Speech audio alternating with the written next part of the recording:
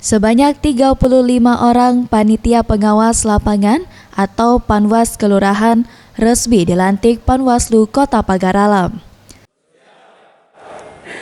Perlu memperingatkan bahwa sumpah yang terhadap bangsa dan negara Republik Indonesia, tanggung jawab dan kewajiban saya sebagai Dalam pelantikan PPL ini, terdapat 2 orang perempuan yang tergabung menjadi panitia pengawas lapangan. Seusai pelantikan, para PPL ini selanjutnya dibekali pengetahuan tentang tugas pokok dan kerja sebagai pengawas pemilu di tingkat kelurahan.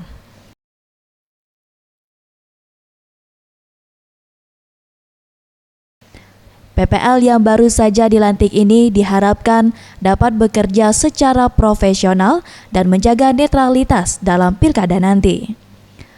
Ketua Panwaslu Kota Pagar Alam, Ikhwan Nofri menuturkan sebanyak 35 orang PPL tersebut akan bekerja di 35 kelurahan di Kota Pagar Alam.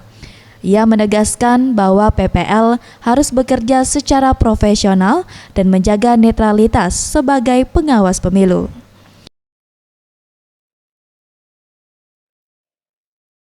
Ini nanti akan bertugas mengawasi proses pemilihan kepala daerah di tingkat kelurahan masing-masing. Nanti kita akan berikan pembekalan kepada mereka agar mereka memahami tupoksi atau tugas dan wewenang mereka. Jangan sampai mereka tidak memahami tugas wewenang mereka ataupun mereka melampaui wewenang mereka nanti. Jadi mereka di samping akan melakukan pengawasan terhadap penyelenggara pemilu di tingkat kelurahan, dalam hal ini PPS, mereka juga harus mengawasi peserta pemilu, peserta pemilihan kepala daerah, termasuk tim kampanye.